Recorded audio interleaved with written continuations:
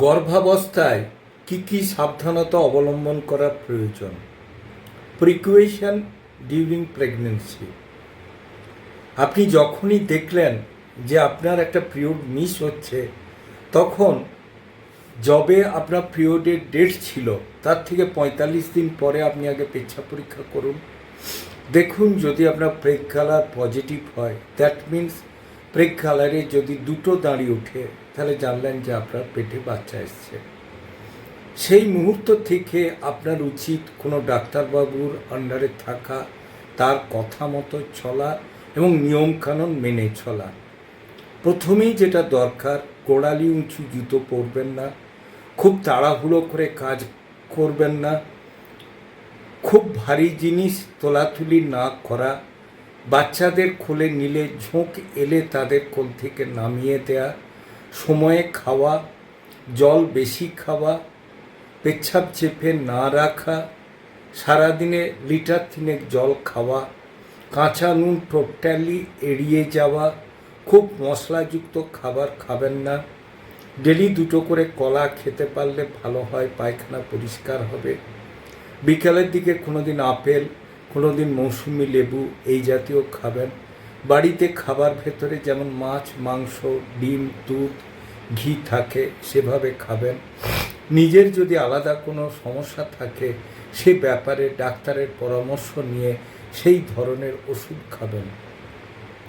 যদি পায়খানা পরিষ্কার না হয়, যদি চাপ দিতে হয়, সেক্ষেত্রে সন্ধ্যের দিকে টিফিনের সময় খই খেলেন, খই খাবার পর একটু গরম জল খেয়ে নেবেন, দেখবেন যে পায়খানা সকালে পরিষ্কার হয়ে যাবার কথা। যখনই আপনার পেটে বাচ্চা এলো, যেমন প্রেগ কালার করলেন, ইউরিন RECS করবেন এবং 3 মাসের মাথায় আপনি টিটি নেবেন এবং আবার 1 মাস পরে আরেকটা টিটি নেবেন।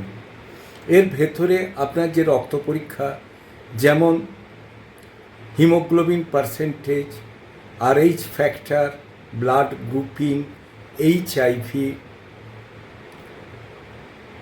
এবং VDRL, ক্রিয়েটিনিন, ইউরিয়া, থ্যালাসিমিয়া ইত্যাদি টেস্টগুলো আপনার করা বাঞ্ছনীয়। যদি আপনার কোনো একটা জিনিস পজিটিভ হয়, সেক্ষেত্রে আপনার হাজব্যান্ডেরও করা দরকার। আরেকটা ব্যাপার, প্রতি মাসে হিমোগ্লোবিনের পার্সেন্টেজ দেখা। যদি কম হয় সেক্ষেত্রে কতটা করে আপনাকে আয়রন নিতে হবে সেটা ডাক্তারবাবুর পরামর্শ মতো চলতে হবে। প্রেশার মাপাতে হবে।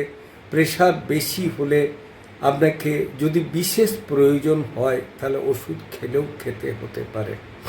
বাথরুমে যদি জ্বালা থাকে তার ওষুধ ব্যবহার করা এবং কাপড়ে সায়ার দড়ি বা যে সমস্ত চুড়িদার পরা হয় তার দড়ি যেন খুব টাইট না পরা হয়, সামনের দিকে না গিঁঠি দিয়ে পাশের দিকে গিঁঠি দেওয়া, উপুর হয়ে না শুয়ে পড়া, সময়ে খাওয়া, মানসিক চিন্তা না রাখা, আনন্দে থাকা, রাত্রিরের খাবারে যেন হালকা খাওয়া হয় এবং সকাল সকাল ঘুমিয়ে যাওয়া, সকালে উঠে বাথরুম ফেরা এবং কিছু জিনিস যদি আপনি মানেন, মনের যাতে জোর বাড়ে এবং সবার সাথে সব কিছু শেয়ার করে মন ভালো রাখেন, তাহলে কোনো অসুবিধা হবে না।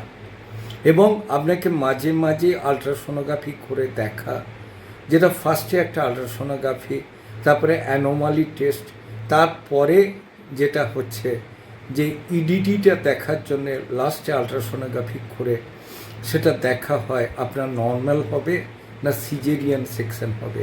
সেক্ষেত্রে লাস্ট ডিসিশন নেবেন আপনার ডাক্তারবাবু। কোনো কারণে আপনার যদি পা ফুলতে থাকে, প্রেশার বেশি হতে থাকে, তৎক্ষণাৎ ডাক্তারবাবুর পরামর্শ নিয়ে তার কথা মতো চলবেন। এই সবগুলো যদি আপনি মেনে চলতে পারেন, আয়রন ক্যালসিয়াম যদি ব্যবহার করেন, আশা করি আপনার বাচ্চা সুস্থ হবে, গর্ভকালীন সমস্যার থেকে আপনি রেহাই পাবেন, আপনি ভালো থাকবেন।